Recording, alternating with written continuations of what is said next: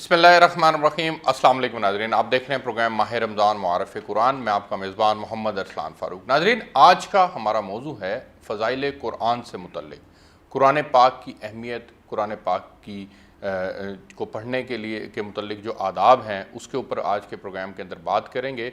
उसकी अज़मत कुरान के ऊपर बात करेंगे। कुरान पाक को सीखना, उसको सिखाना ये कितना ज़रूरी है एक मुसलमान के ऊपर, और फिर इसको करने वाले को क्या दर्जात मिलते हैं, क्या इसके लिए इनामात का वादा है, और जो माँ बाप अपनी औलाद को कुरान पाक सीखने और सिखाने के ऊपर लगाते हैं उनके लिए क्या इनामात का वादा है। और फिर इसके अंदर आगे बढ़कर थोड़ी सी बात करेंगे कि कुरान पाक को सिर्फ नाजरा उसका पढ़ लेना काफ़ी है या उसको समझ कर पढ़ना बहुत ज़्यादा ज़रूरी है। इसके ऊपर भी आज के प्रोग्राम के अंदर बात करेंगे।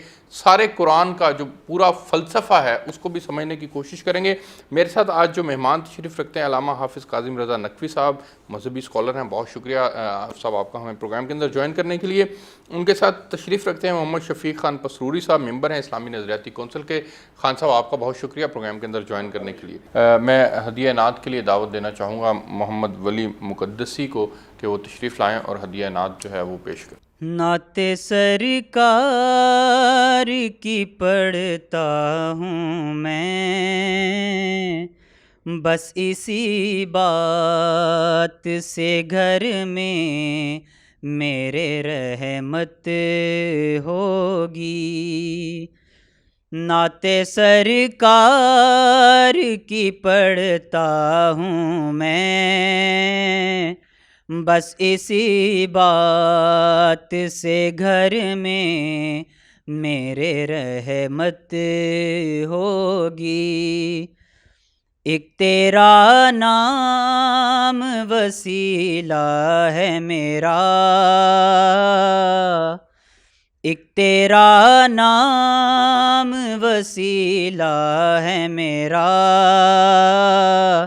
रंजो गम में भी इसी नाम से राहत होगी। एक तेरा नाम वसीला है मेरा, रंजो गम में भी इसी नाम से राहत होगी। और ये सुना है कि बहुत घोर अंधेरी होगी, और ये सुना है कि बहुत घोर अंधेरी होगी। कब्र का खौफ न रखना ए दिल, वहाँ सरकार दो आलम की ज़ियारत होगी। कब्र का खौफ न रखना ए दिल, वहाँ सरकार दो आलम की ज़ियारत होगी।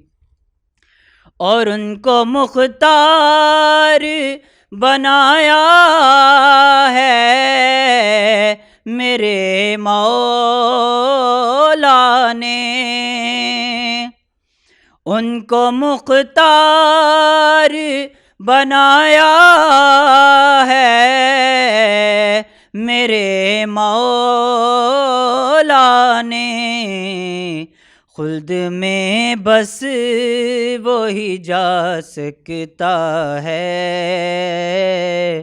जिसको हसनैन के बाबा की इजाज़त होगी। खुल्द में बस वही जा सकता है जिसको हसनैन के बाबा की इजाज़त होगी। और कहीं यासीन, कहीं ताहा, कहीं वल्लैल आए, کہیں یاسین کہیں طٰہٰ کہیں واللیل آئے، کتنی دلکش میرے سرکار کی صورت ہوگی، ایک تیرا نام وسیلہ ہے میرا، رنج و غم میں بھی اسی نام سے راحت ہوگی، نعت سرکار کی پڑھتا ہوں میں، بس اسی نام سے گھر میں میرے رحمت ہوگی۔ میں سب سے پہلے حضرت قبلہ آپ سے قرآن پاک کے آداب کے متعلق میں چاہ رہا ہوں کہ یہ مسلمانوں کے لیے ایک بہت بڑی کتاب ہے، اللہ رب العزت نے رمضان المبارک کے مہینے کے اندر اس کا جو ہے وہ نزول فرمایا، آپ اس کے آداب کے اوپر تھوڑی روشنی ڈالیے گا کہ ایک مسلمان کو اس کتاب کا کتنا ادب کرنا چاہیے اور کس طرح سے اس کو پڑھنا چاہیے؟ بسم اللہ الرحمن الرحیم۔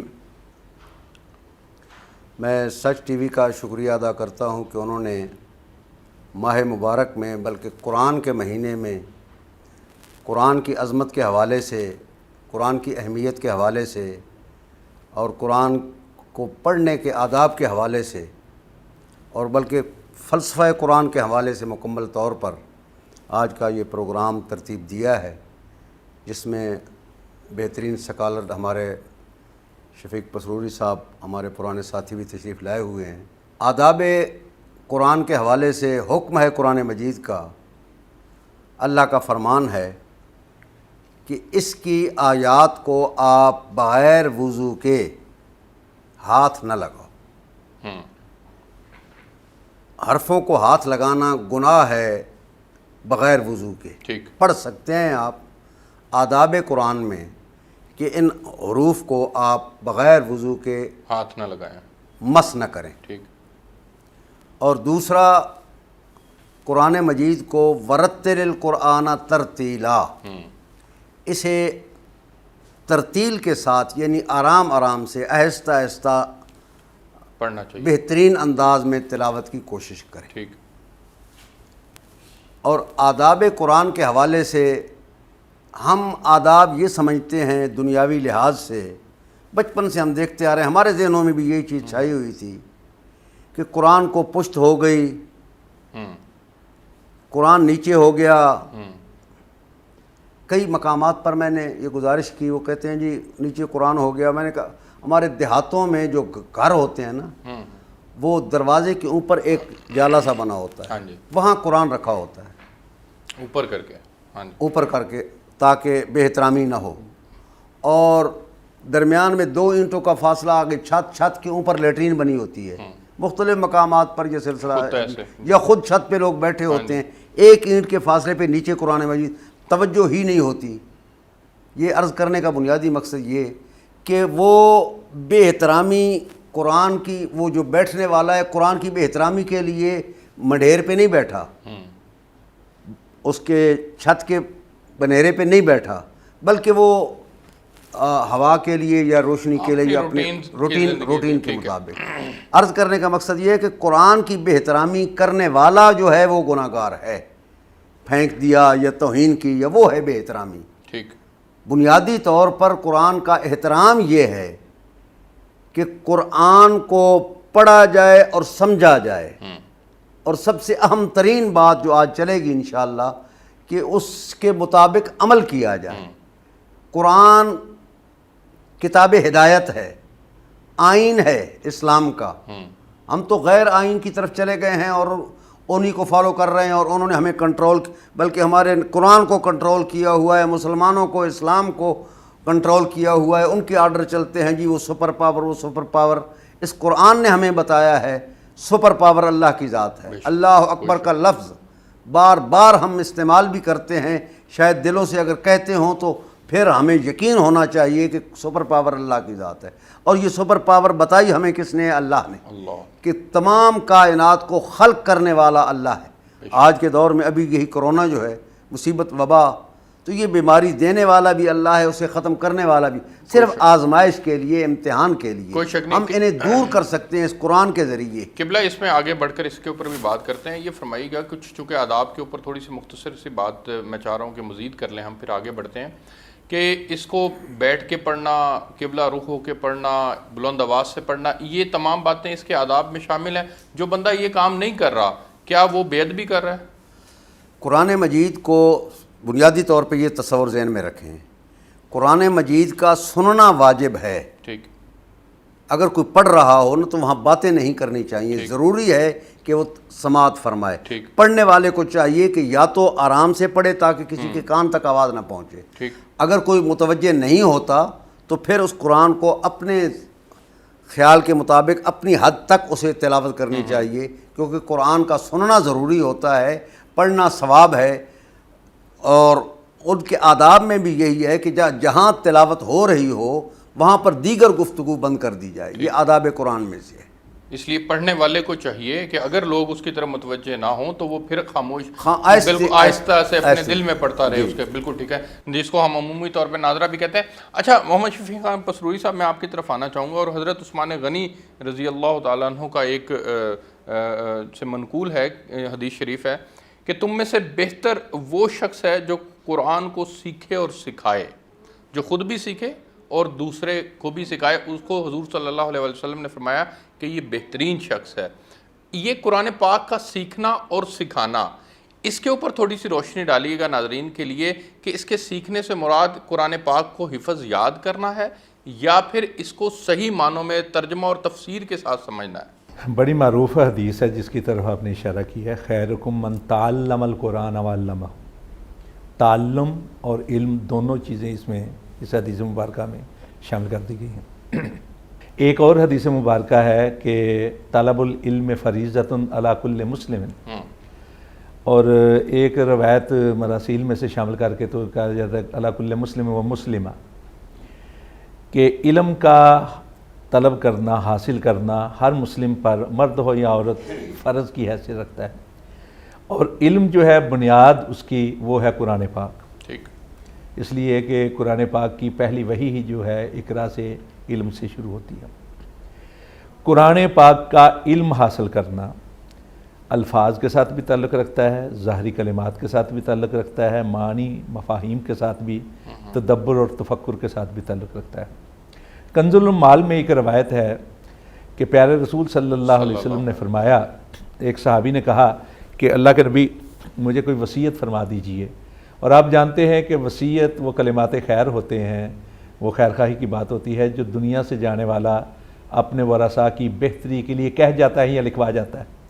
تو انہوں نے کہا کہ ہمیں کوئی وصیت کہ جب آپ ہم میں نہ ہوں تب بھی ہمارے لیے فائدہ مند ہو، تو آپ نے یہی کہا تھا کہ تعلم القرآن وعلمہ الناس وَإِن مُتَّ وَأَنْتَ عَلَى ذَلِكَ زَارَتِ الْمَلَائِكَةُ قَبْرَكَ كَمَا يُزَارُ الْبَيْتُ الْعَتِيقَ، کہ قرآن پاک پڑھا، سیکھ اور سکھا۔ تعلم اور تعلیم، خود بھی سیکھو، دوسروں کو بھی سکھاؤ، خود بھی سمجھو، لوگوں کو بھی سمجھاؤ، اور اگر ایسے میں یہ کام کرتے ہوئے، یہ فریضہ ادا کرتے ہوئے تمہاری موت واقع ہو جائے تو خوشخبری یہ ہے کہ ہر روز 70,000 فرشتے تیری قبر پر آ کر تیری بخشش کے لیے دعا کریں گے۔ یہ 70,000 کا لفظ اس حدیث میں نہیں ہے، مفہوماً اس لیے ہے کہ جو اوپر ہے، جس طرح خانہ کعبہ ہے نیچے اوپر بیت المعمور ہے، تو اللہ کے نبی نے ارشاد فرمایا کہ ایک وقت میں 70,000 فرشتے اس کا طواف کرتے ہیں، اور جو ایک بار کر لیتا ہے پھر اس کی باری نہیں آتی، تو وہاں سے مراد میں نے لیا ہے۔ اب یہاں دو چیزیں جو ہیں، افراط اور تفریط تو ویسے ہی منع ہے اسلام کے اندر۔ بعض لوگ یہ کہتے ہیں جی کہ کوئی حرج نہیں اگر پڑھ لیا جائے، الفاظ اور معنی حروف کے ساتھ پڑھ لیجیے، کلمات ظاہری کے ساتھ، جسے ہم ناظرہ کہتے ہیں، اور بعض کہتے ہیں کہ لازم ہے، بلکہ وہ فرض تک چلے جاتے ہیں اس کا معنی سمجھنا، اس پہ تدبر کرنا۔ قرآن پاک کے لیے تدبر ضروری ہے۔ لَقَدْ يَسَّرْنَا الْقُرْآنَ لِلذِّكْرِ فَهَلْ مِن مُدَّكِرٍ، تدبر ضروری ہے، لیکن اگر کوئی شخص بغیر معنی اور مفاہیم کو سمجھے پڑھتا ہے تو وہ بھی ثواب سے محروم نہیں رہتا۔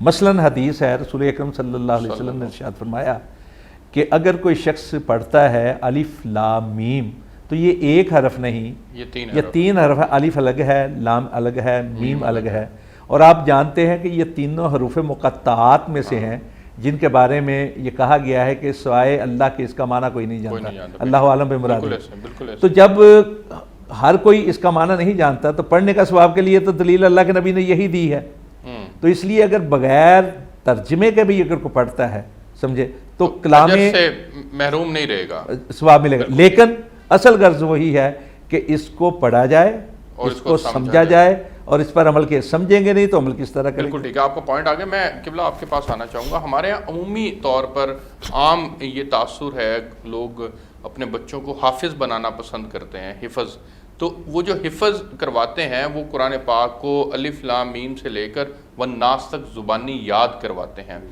اس کو زبانی یاد کروانا جو ہے وہ بھی درجات کے اعتبار سے خالی نہیں ہے، اجر پسروری صاحب فرما رہے ہیں کہ اجر اس کو بھی ملے گا، اس کے اوپر کیا فضائل ہیں وہ ذرا روشنی ڈال دیجیے گا۔ جی، جیسا کہ آپ نے ابھی اعلان بھی کیا میرے نام کے ساتھ، اور مجھے فخر بھی ہے باقی تمام چیزوں سے زیادہ حافظ قرآن کی ہونے کی حیثیت سے۔ حفظ قرآن کا بہت بڑا درجہ ہے۔ بنیادی طور پہ تو جیسے پسروری صاحب نے کہا، میں بھی یہی عرض کر رہا ہوں جی کہ قرآن اصل میں ہے سمجھنے کے لیے، قرآن ہے عمل کے لیے بنیادی طور پر، لیکن یہ اتنی عظمت والی کتاب ہے۔ آپ پڑھنے کی بات کر رہے ہیں، جو پڑھا ہوا نہیں ہے وضو کر کے ماہ رمضان میں ہو یا دیگر مواقع پر اگر ان حروف پر انگلی لگاتا رہے تو اسے اس انگلی لگانے کا بھی ثواب ملتا ہے۔ اللہ، بالکل ٹھیک، انگلی رکھ کے نظر اس کی طرف، نظر اس سے طرف عبادت کر کے انگلی جو پھیر رہا ہے اس کا بھی ثواب ملتا ہے، بجائے اس کے کہ آپ پڑھنے کی بات کر رہے ہیں۔ اس سے بلند درجہ ہے پڑھنے کا، اور پڑھنے کا بہت بڑا ثواب ہے جو ہم مرحومین کے اصالے ثواب کرتے ہیں۔ بنیادی طور پہ قرآن اس مقصد کے لیے نہیں ہے، لیکن اتنی عظمت والا ہے کہ اس کے بہت سے فوائد، ان فوائد میں یہ بھی ہے کہ اگر ہم 3 مرتبہ سورہ توحید کی تلاوت کر کے مرحوم کے لیے بخشش کا سامان کریں تو پورے ایک قرآن کا ثواب ملتا ہے۔ حفظ قرآن کے بارے میں آپ نے ابھی مجھ سے پوچھا، میرے لیے بہت بڑی ایک اسی قرآن کے حوالے سے جو عزت ملی، میں درمیان میں آپ کو بغیر ٹائم کے سنا بھی رہا تھا، آخری حصہ سنانا چاہتا ہوں۔ بین الاقوامی مقابلہ کے لیے مجھے ایران میں بلایا گیا، اچھا، اور ایسے موقع پہ بلایا گیا جس موقع پہ یہاں سے جہاز کے جانے کا ٹائم نہیں تھا۔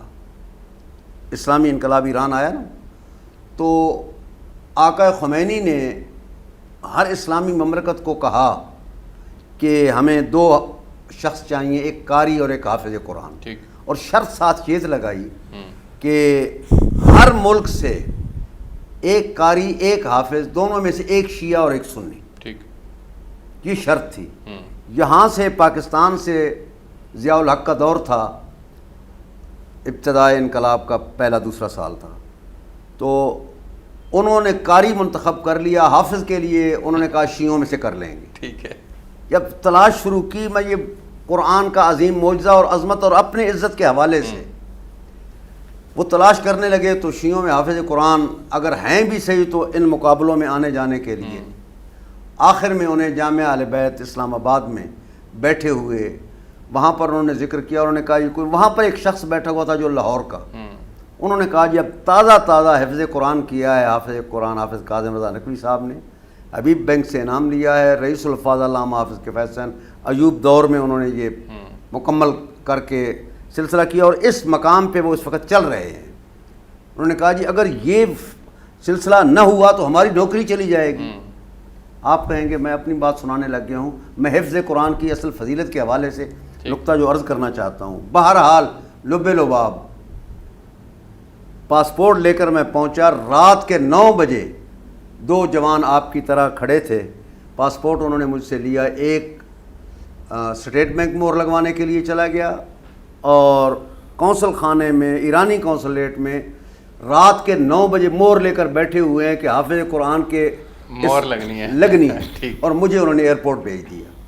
وہاں سے میں کراچی گیا، نہیں ایران کا تو ٹائم ہی نہیں تھا نا، کراچی گیا، 2 دن وہاں رہا، ہوٹل میں انہی کی طرف سے، پھر اس کے بعد دبئی رہا، وہاں 7 گھنٹوں کے بعد پھر جب پروگرام وہاں مقابلہ ہونا تھا اس سے 1 دن پہلے میں ایران پہنچ گیا۔ جو بات عرض کرنا چاہتا ہوں، وہاں جو مقابلے میں فرسٹ آیا بچہ، ہماری زیارت آقا خمینی سے بھی شرف حاصل ہوا، انہوں نے قرآن کے حوالے سے ہمیں خطاب کیا۔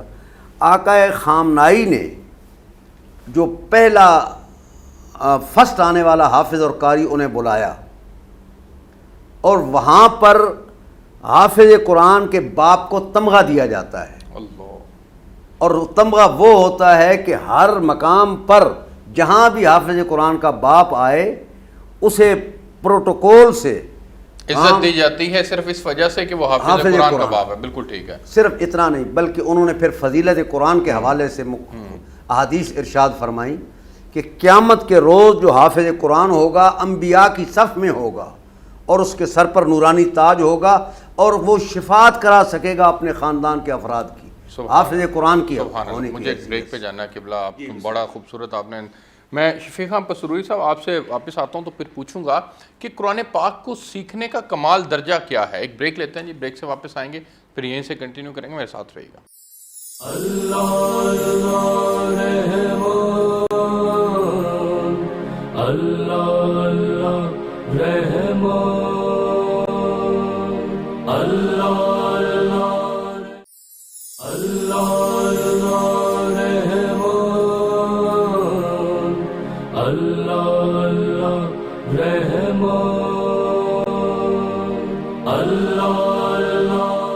جی ویلکم بیک ناظرین۔ حضرت ملا علی قاری رحمۃ اللہ علیہ فرماتے ہیں، ان سے منقول ہے کہ جس شخص نے کلام پاک کو حاصل کر لیا اس نے علوم نبوت کو اپنی پیشانی میں جمع کر لیا۔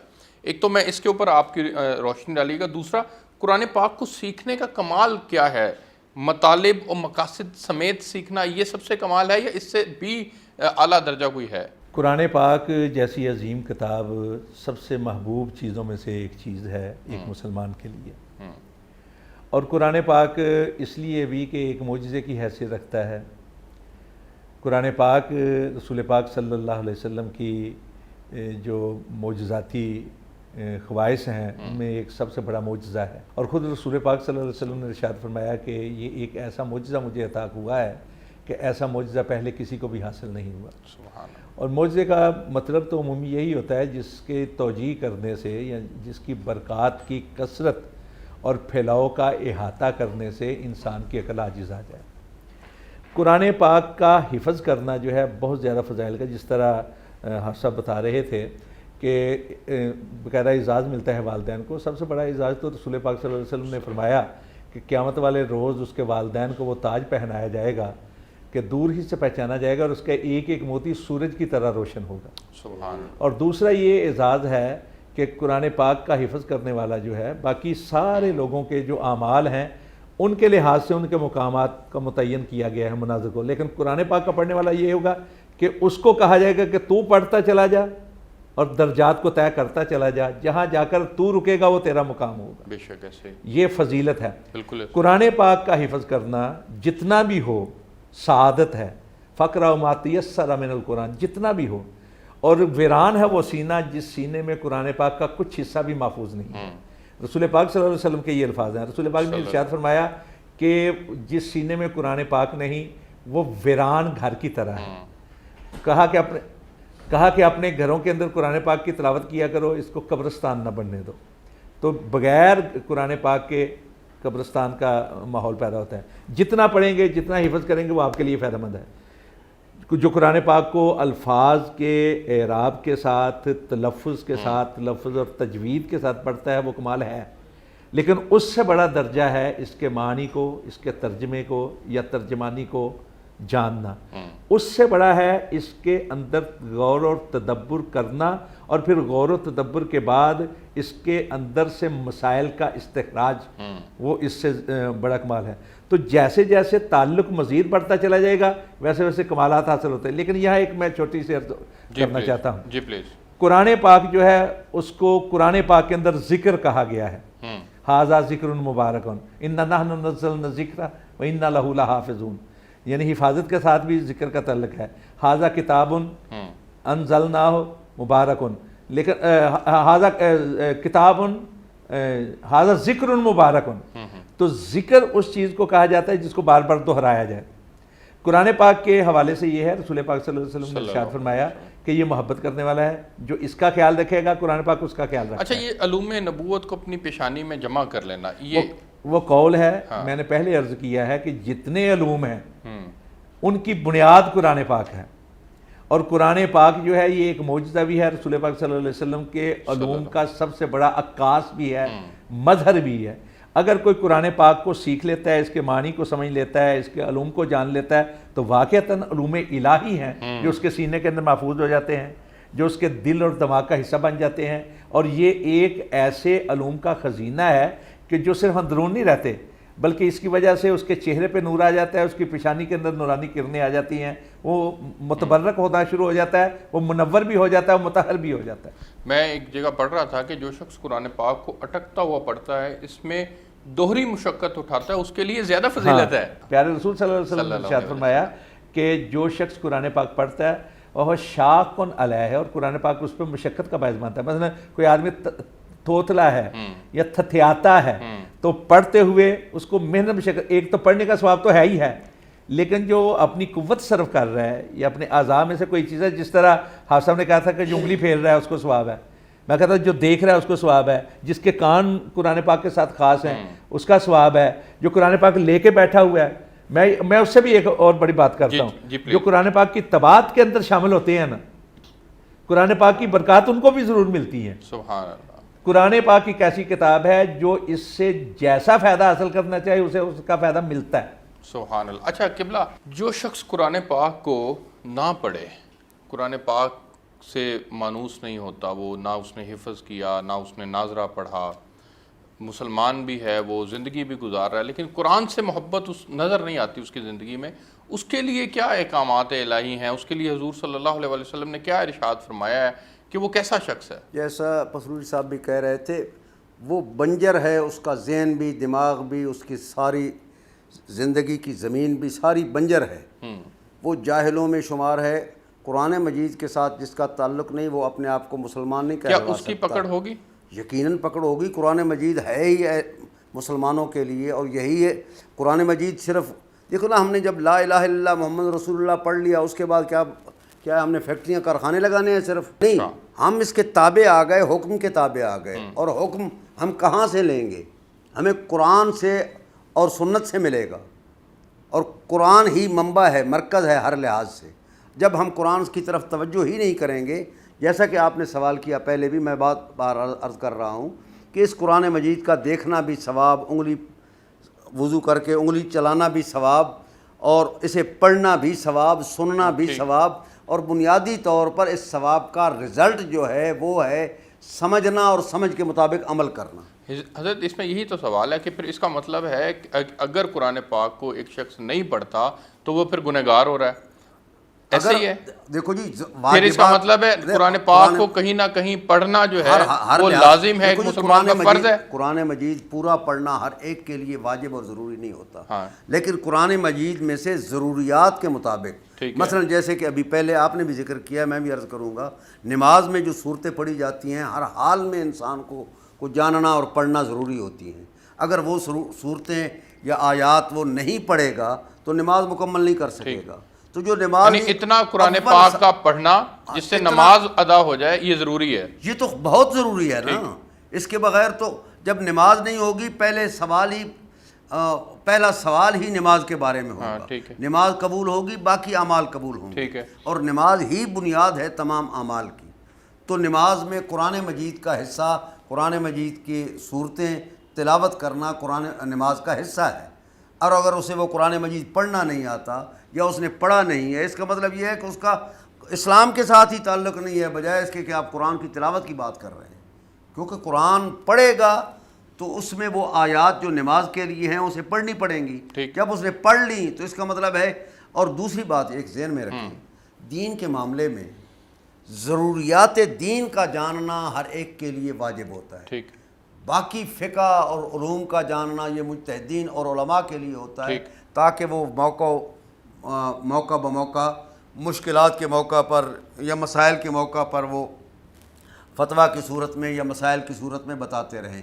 یہ تفقہ فی الدین وہ ان کے لیے ہوتا ہے. کنتم خیر امۃ اخرجت للناس تأمرون بالمعروف وتنہون عن المنکر، یہ واجبات ہر انسان کے لیے ہیں. لیکن یہ فقہ کو جاننا، ان مسائل کو جاننا، قرآن کا مکمل طور پہ عبور حاصل کرنا، یہ مجتہدین اور علماء کے لیے ہوتا ہے. لیکن حضرت عوام کے لیے اس لازم میں ہے. ایک عام آدمی کی اگر ہم بات کی جائے، بالکل آپ ٹھیک فرما رہے ہیں، لیکن میرا ذہن جو یہاں پر سوال بنتا ہے وہ یہ ہے کہ ایک عام آدمی کی بات کی جائے جو بالکل سادہ آدمی ہے، وہ اگر قرآن پاک کو نہ پڑھنا اور اس کے مطابق عمل کرنا جانتا ہے، صرف پڑھنا نہیں جانتا، وہ اس نے نہیں پڑھا، لیکن اس کی زندگی کے اندر عمل موجود ہے، تو کیا قرآن سے مقصود صرف عمل لانا نہیں ہے؟ بالکل آپ بجا کہہ رہے ہیں، لیکن عمل تو تب ہی ہوگا کہ وہ جانے گا تو عمل کرے گا نا. ہوا میں تو نہیں ہوگا نا. اچھا. وہ کسی عالم سے، کسی استاد سے، ماں سے، باپ سے وہ چیز سیکھے گا. کوئی ضروری نہیں کہ قرآن کھول کے، وہ آج کل تو موبائل بھی ہیں اور ویسے بھی زبانی بھی کوئی چیز سکھائے گا، بتائے گا، اس تک پہنچے گی. تو عمل کا درجہ تو پہلے ہوتا ہے علم، بعد میں ہوتا ہے عمل. ٹھیک ہے. جس کو علم ہی نہیں، عمل کیسے کرے؟ میں پسروری صاحب کی اس کے اوپر رائے لینا چاہوں گا. حضرت قرآن پاک کے اوپر عمل کرنا، کیونکہ اس کے اندر تو مخاطب اللہ رب العزت نے کل کائنات کے انسانوں کو ٹھہرایا ہے، پھر بعد میں کہیں پہ مومنین ہے، کہیں پہ مسلمان ہے، تو یا ایھا الناس کا لفظ بھی بڑا اللہ رب العزت استعمال کرتے ہیں. قرآن پاک سے ہر آدمی مستفید ہو سکتا ہے، مسلمان ہونا اس کے لیے شرط نہیں ہے. قرآن پاک ایک ایسی کتاب ہے کہ جو اس سے جیسا فائدہ حاصل کرنا چاہے ویسے اسے ملتا ہے، فائدہ ملتا ہے. قرآن پاک کا اور پیارے رسول صلی اللہ علیہ وسلم کی نبوت کا اولین مخاطب ہر انسان ہے. قرآن پاک سورہ یونس میں ہے، یا ایھا الناس قد جاءتکم موعظۃ من ربکم وشفاء لما فی الصدور وہدی ورحمۃ للعالمین. قرآن پاک کے بارے میں ہے کہ یہ ایک نصیحت ہے. نصیحت خیر خواہی کی بات کو کہا جاتا ہے. یہ دل کی بیماریوں کے لیے شفا ہے، یہ ہدایت بھی ہے، یہ رحمت بھی ہے. اصل ایک مسلمان جو ہے وہ اس کے اوپر لازم ہو جاتا ہے. ایک عام انسان اور حیثیت رکھتا ہے، ایک مسلمان اور حیثیت. جب مسلمان اپنے آپ کو مسلم کہتا ہے نا تو وہ پابند ہو جاتا ہے باقاعدہ احکام کے ماننے کا. یہ دیکھیے ہمارے ہاں اصل میں بدقسمتی یہ ہے کہ ہم مسلم اس لیے ہیں کہ مسلمانوں کے گھر میں پیدا ہوئے ہیں. ٹھیک. یا قانونی کاغذات کے اندر، دستاویزات کے اندر ہمارے نام کے آگے لکھا گیا مسلم، بس. حالانکہ مسلم کا معنی ہوتا ہے مطیع، جھک جانے والا، مان لینے والا. جب کوئی مسلمان ہوتا تھا، دائرہ اسلام میں داخل ہوتا تھا، کیا کہتا تھا؟ شہادت کرتا تھا نا کہ اللہ کے علاوہ کوئی معبود نہیں، اپنا وہ لا شریک ہے، اور پیارے رسول صلی اللہ علیہ وسلم کی رسالت کا اور آپ کے عبودیت کے ماننے کا یہی اعتراف ہوتا تھا نا. اور جب کوئی مسلمان اپنے آپ کو کہتا تھا اس کو لازم ہے کہ وہ اپنا تعلق قائم کرے قرآن پاک کے ساتھ. ٹھیک ہے. جتنا، اور صحابہ کرام نے یہ کہاں سے سیکھا قرآن پاک؟ یعنی یہ باقاعدہ درس و تدریس کے مدارس کے بعد کی بات ہے. اکثر صحابہ کرام نے تو رسول پاک صلی اللہ علیہ وسلم کی نماز کے اندر ہی قرآن پاک کو سنا اور سیکھا ہے. تو مسلمانوں کے گھروں میں تو یہ ہوتا تھا کہ مائیں یاد رکھتی تھی قرآن پاک، اور بچوں کو جب گود کے اندر وہ بولنا نہیں جانتی تھی، قرآن پاک کی آیات پڑھ رہی ہوتی تھی، تو بچے سب سے پہلے قرآن پاک کے الفاظ بھی ان کی زبانوں پہ آتے تھے. تو ہم اگر مسلم ہیں، جس طرح حافظ صاحب نے اشارہ کیا تھا، تو پھر ہم پر لازم ہے کہ ہم تعلق قائم کریں قرآن پاک کے ساتھ. پھر جس کا جتنا تعلق مضبوط ہوگا اتنا وہ قرآن پاک کو ذہن کے اندر اس میں ایک جو ٹیکنیکل سوال تھا وہ میرے ذہن میں یہ آ رہا تھا کہ اس سے مستفید ہونا، وہ تو تمام عالم کے انسان بھی اس سے مستفید ہو سکتے ہیں نا، اس کے علوم سے. بالکل ہو سکتے ہیں، میں نے تو کہا ہے اس کے لیے کوئی پابندی تو نہیں ہے نا کہ مسلمان ہوتے ہیں، یہ کوئی پابندی نہیں، ہوتے ہیں. میں نے تو پہلے کہا کہ قرآن پاک مفید ترین کتاب ہے جو جیسا فائدہ حاصل کرنا ہے. مثلا میں فائدے کی ذرا وضاحت کر دیتا ہوں نا کہ کئی لوگ ہیں جو اس سے شفا حاصل کرنا چاہتے ہیں، ان کو شفا ملتی ہے. کئی لوگ ہیں جو اس سے علم حاصل کرنا چاہتے ہیں، اس سے عدل کا نظام لیتے ہیں، وہ لیتے ہیں. سائنسی علوم لیے ہیں لوگوں نے، سائنسی علوم لیے ہیں.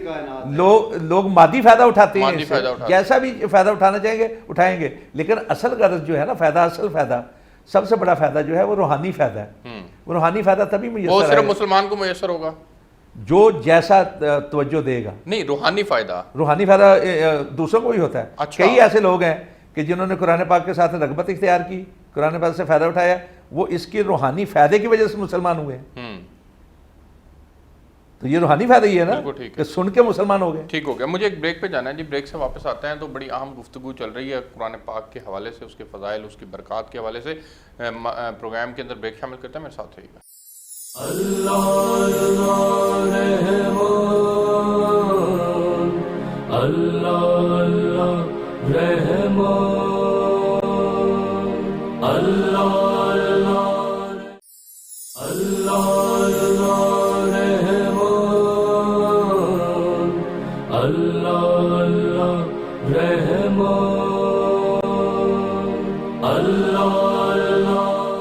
جی ویلکم بیک ناظرین. میں قبلہ آپ کے پاس آنا چاہوں گا. حضور صلی اللہ علیہ وسلم کی حدیث کا مفہوم ہے کہ قرآن پاک کو سیکھو پھر اس کو پڑھو، اس لیے کہ جو شخص قرآن شریف سیکھتا ہے اور پڑھتا ہے اور تہجد میں اس کو پڑھتا رہتا ہے، اس کی مثال اس تھیلی کی سی ہے جو مشک سے بھری ہوئی ہو کہ اس کی خوشبو تمام مکان میں پھیلتی ہے، اور جس شخص نے سیکھا اور پھر سو گیا، اس کی مثال اس مشک کی تھیلی کی ہے جس کا منہ بند کر دیا گیا ہو. یہاں پر میں آپ سے ایک سوال یہ کرنا چاہتا ہوں کہ کچھ بچے والدین کی محبت کی وجہ سے قرآن پاک یاد تو کر لیتے ہیں، حفظ تو کر لیتے ہیں، لیکن پھر اس کو برقرار نہیں رکھتے اپنی ساری زندگی میں، باقی زندگی میں. اس کا گناہ والدین کے سر گیا یا پھر بچے کے سر گیا؟ دیکھیے جی، جو آپ نے سوال کیا ہے یہ تو جس وقت بچہ جوان بالغ ہو جاتا ہے، مکلف ہو جاتا ہے، اس سے پہلے تمام ذمہ داری والدین پر ہوتی ہے. مکلف ہونے کے بعد تمام ذمہ داری ہر ایک کے اپنے اوپر ہے. اچھا. حفظ کرنا ثواب ہے، حفظ کا بھول جانا اچھی بات نہیں ہے. حفظ کو قائم رکھنا چاہیے. ان کے لیے تو وعیدیں بھی تو ہیں. جی بالکل، جان بوجھ کر جو بھلا دیتا ہے قرآن مجید کو وہ اس کے لیے، لیکن بحیثیت حافظہ کے کوئی ضروری بھی نہیں ہوتا کہ مکمل قائم رہ بھی سکے. اچھا. یہ ایک دستور ہوتا ہے، طریقہ کار ہوتا ہے. اگر اس تلاوت کو جاری رکھے گا تو وہ قائم رہے گا. ٹھیک. بنیادی طور پر قرآن مجید کی حفظ کے حوالے سے فضیلتیں اپنے مقام پر، لیکن اصل حقیقت یہی ہے کہ قرآن مجید پر عمل کیا جائے. ٹھیک. یہ عمل کرنے کے لیے ہے قرآن مجید. یہ القرآن مع علی و علی مع القرآن کی فضیلت انہوں نے عملی طور پر نمونے کے طور پہ بتایا ہے کہ یہ زندگی کا دستور ہے، یہ طریقہ ہے. ان کے فرامین ہم مولا علی کا ذکر کریں، ان کا حکم نہ مانیں، قرآن مجید کو ہم حفظ کر لیں اور ان آیات کے اوپر ہم عمل نہ کریں. قرآن مجید کی آیت ہے الا لعنۃ اللہ علی القوم الکاذبین، جھوٹوں پر اللہ کی لعنت، فاسقین پر، ظالمین پر اللہ کی لعنت. تو ہم خود ظلم کرنے والے ہوں، جھوٹ بولنے والے ہوں، کسی کا مال غصب کرنے والے ہوں، تو وہ آیت خود بخود ہم پر لعنت کر رہی ہوگی. تو بنیادی طور پر ضرورت ہے اس قرآن. جب ہم نے آقا خمینی سے ملاقات کی تو انہوں نے ان ھذا القرآن مہجورا آیت پڑھ کر اچھا مخاطب کیا کہ قرآن مظلوم ہے مسلمانوں کے ہاتھوں. آپ حافظ قرآن کی بات کر رہے ہیں. پوری کائنات یار مسلمانوں بادشاہ جو ہیں وہ اپنی بادشاہی میں غرق ہو جاتے ہیں، انہیں نہیں پتہ ہوتا ہم اسلامی مملکت کے سربراہ ہیں، اور اسلامی مملکت کے سربراہ کے لیے اور بڑی ذمہ داری آ جاتی ہے. تو قرآن کو ظلم کرنے والا خود بذات خود مسلمان ہے. کیوں؟ وہ حکم دیتا ہے کہ اللہ کو سپر طاقت مانو. اچھا. یا ایھا الذین آمنوا لا تتخذوا اليہود والنصارى اولیاء بعضهم اولیاء بعض. یہود و نصارہ کو اپنا دوست نہ ماناؤ، وہ کبھی بھی تمہارے دوست نہیں ہو سکتے.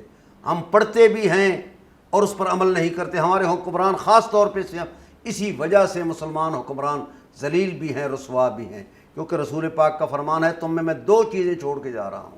انی تارک فیکم الثقلین کتاب اللہ و اطرتی اہل بیتی. اور ایک مقام پر ہے انی تارک فیکم الثقلین کتاب اللہ و سنتی. ٹھیک. اور اطرت اہل بیت کو چھوڑ کے جا رہے ہیں. ہم اگر ان کا نام لیں اور حکم نہ مانیں، تمسک کا مطلب ہی یہی ہے کہ ہم قرآن کے ان احکامات کو مانیں. اگر آپ کے پاس وقت ہو ایک مختصر میں دلیل دینا چاہتا ہوں. جب بین الاقوامی مقابلہ ایران کے لیے میں گیا تو وہاں پر ایک ہمیں اسمبلی میں لے جایا گیا. اچھا. وہاں پر ایک عورت خطاب کر رہی تھی پردے کے موضوع پر. ٹھیک. تو پردے کے موضوع پر خطاب کرتے ہوئے خواتین سے کہہ رہی تھی مجھے بتاؤ اگر تمہیں کوئی کاغذ مل جائے گلی میں اور اس کے اوپر عربی عبارت لکھی ہوئی ہو کیا کرو گی؟ کہا یہ اٹھاؤں گی سائڈ پہ کر دے گی. اگر کاغذ ملا قرآن مجید کا ورق ہو پھر کیا کرو گی؟ کہا یہ اٹھائیں گی بوسہ دیں گی. کہا اسے بوسہ نہیں دے رہے، اس میں اللہ کا کلام ہے اس لیے ہم بوسہ دیں گے. پھر کیا کرو گی؟ اگر کوئی عورت ایسی ہو جو قرآن مجید کا ورق پڑا ہوا ہے اس کے اوپر پاؤں رکھ دے تمہارے سامنے. نے کہا جی ہم اس سے نفرت کا اظہار بلکہ جو ممکن ہو سکا ہم ہاتھ سے بھی زبان سے بھی اس کے ساتھ اظہار کریں گے. یعنی اتنی غصہ سلسلہ قائم کیا ان عورتوں نے. انہوں نے کہا مجھے یہ بتاؤ جو عورت کاغذ پر پاؤں رکھ رہی ہے جس پہ قرآن لکھا ہوا ہے اس کے اوپر اتنا غصہ تمہیں آ رہا ہے, اور جو عورتیں ولا یبدینا زینتہن پردے کے بارے میں جو آیت ہے کہ اپنے مقامات کو چھپا کر چلو, پردے کے بارے میں جو حکم ہے ولا یبدینا زینتہن زینت کے مقامات کو چھپا کر چلو, تو جب وہ رسوا کر رہی اس کے بارے میں تمہارا کیا خیال ہے؟ بے پردہ عورتوں کے بارے میں کیا خیال ہے جو گلی بازاروں میں آیات کو رسوا کرتی ہیں؟ ہم بنیادی طور پر کاغذ کا احترام کرتے ہیں, عمل نہیں کرتے, اور عملی طور پر ہماری زندگی کا حصہ ہونا چاہیے. بالکل ٹھیک ہے. شفیق خان پسروری صاحب, سر آخر کے اندر بالکل چند منٹ ہیں, اس میں آپ ارشاد فرما دیجئے کہ مجموعی طور پر جس طرح سے قبلہ نے فرمایا کہ جی بہت ضروری ہے کہ ہم اس کے اوپر عمل کریں, تو اس عمل کرنے کے اوپر ظاہر ہے حضور صلی اللہ علیہ وسلم کی بے شمار احادیث میں آپ صلی اللہ علیہ وسلم چاہتے تھے کہ میرا امتی جو ہے وہ ایسا بن جائے, تو قرآن کی روشنی میں بیان فرما دیجیے گا کہ حضور صلی اللہ علیہ وسلم کیسا امتی چاہتے تھے؟ رسول پاک صلی اللہ علیہ وسلم ایسا امتی چاہتے تھے جو اللہ اور اس کے رسول کا مطیع ہو. سبحان اللہ. من یطع اللہ والرسول فاولئک مع الذین انعم اللہ علیہم من النبیین والصدیقین والشہداء والصالحین وحسن اولئک رفیقا. اللہ اور اس کے رسول کی اطاعت, اللہ اور اس کے رسول کی اطاعت کو سمجھنے کا سب سے بڑا ذریعہ قرآن پاک ہے اور پیارے رسول صلی اللہ علیہ وسلم کی سنت مبارکہ ہے. دو ہی چیزیں چھوڑ کے گئے ہیں نا, جس طرح آپ صاحب نے ارشاد فرمایا, اشارہ بھی کیا کہ اللہ کے رسول جب گئے تو دو چیزیں, قرآن پاک اور سنت کیا ہے, اس میں آپ کے اقوال بھی آ جاتے ہیں, آپ کے افعال بھی آ جاتے ہیں, آپ کے احوال بھی آ جاتے ہیں, اوصاف و اطراز بھی ہیں, اس میں آپ کے اہل بیت بھی ہیں, اس میں آپ کے اصحاب بھی ہیں, اس میں آپ کی تعلیم بھی ہے, آپ کی تربیت بھی ہے. لقد من اللہ علی المؤمنین اذ بعث فیہم رسولا من انفسہم یتلو علیہم من آیاتہ ویزکیہم ویعلمہم الکتاب والحکمہ. یعنی اللہ نے رسول پاک صلی اللہ علیہ وسلم کو مومنوں پر ایک احسان بیان فرمایا, اور فرمایا احسان اس لیے ہے کہ یہ لوگوں کے تزکیہ بھی کرتے ہیں, تعلیم بھی دیتے ہیں, ان کی تربیت بھی کرتے ہیں, اور پھر کتاب و حکمت سے ان کو تعلیم بھی دیتے ہیں. تو ایک مسلمان وہ ہے جو رسول پاک صلی اللہ علیہ وسلم کی دونوں چیزوں کو تھامے رکھے, آپ کی تعلیم کو بھی, آپ کی تربیت کو بھی. دیکھیے قرآن پاک کو جگہ جگہ ذکر کہا گیا ہے. ذکر کا مطلب ہے دہرائے جائے, جو چیز دہرائی جائے, بار بار دہرائی جائے. قرآن پاک کا خاصہ یہ ہونا چاہیے کہ آپ نے اس کو یاد کیا ہے تو آپ اس کو دہراتے رہیں, پڑھتے رہیں. اسی لیے اس کے ایک ایک حرف کے بدلے میں صحابہ کی رغبت پیدا ہو.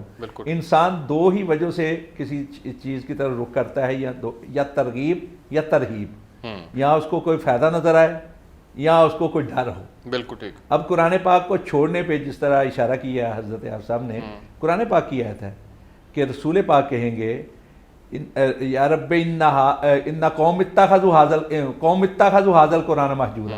اللہ کے سامنے شکایت لگائیں گے پیارے رسول کہ میری قوم نے قرآن پاک کو چھوڑ دیا.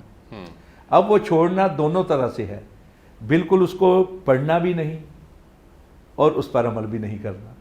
مہجور کا مطلب ہے چھوڑ دینا, قطع تعلقی اختیار کر لینا, اس سے بالکل اپنے آپ کو الگ کر لینا. اور یہ عمل کے لحاظ سے بھی ہے, یہ تلاوت کے لحاظ سے. بالکل ٹھیک ہے. میرے پروگرام کا وقت ختم ہو گیا. آپ دونوں مہمانوں کا بہت شکریہ. میں ہدیہ نعت کے لیے دعوت دینا چاہوں گا محمد ولی مقدسی کو کہ وہ تشریف لائیں اور ہدیہ نعت جو ہے وہ پیش کریں. رہے جاتے ہیں یہ ارماں الہی میرے سینے میں, نہ کعبے کی گلی دیکھی نہ پہنچا میں مدینے میں, نہ کعبے کی گلی دیکھی نہ پہنچا میں مدینے میں. سنا ہے نور کی برسات ہوتی ہے مدینے میں، سنا ہے نور کی برسات ہوتی ہے مدینے میں، الہی ایک چھینٹا آ لگے ہم سب کے سینے سے، الہی ایک چھینٹا آ لگے ہم سب کے سینے سے، محمد اس طرح تشریف فرما ہے مدینے میں، محمد اس طرح تشریف فرما ہے مدینے میں، کہ جیسے سورہ یاسین ہے قرآن کے سینے میں، کہ جیسے سورہ یاسین ہے قرآن کے سینے میں، محمد کی جدائی آگ بھڑکاتی ہے سینے میں، محمد کی جدائی آگ بھڑکاتی ہے سینے میں، رواں جب دیکھتا ہوں قافلے حج کے مہینے میں، رواں جب دیکھتا ہوں قافلے حج کے مہینے میں، نہ پہنچا میں مدینے میں۔ بہت خوب، بہت شکریہ ناظرین، آپ نے پروگرام دیکھا۔ اب تک کے لیے اس پروگرام سے اتنا ہی، آپ سے کل ایک نئے موضوع کے ساتھ ملاقات ہوگی، تب تک کے لیے اجازت دیجیے، اللہ حافظ۔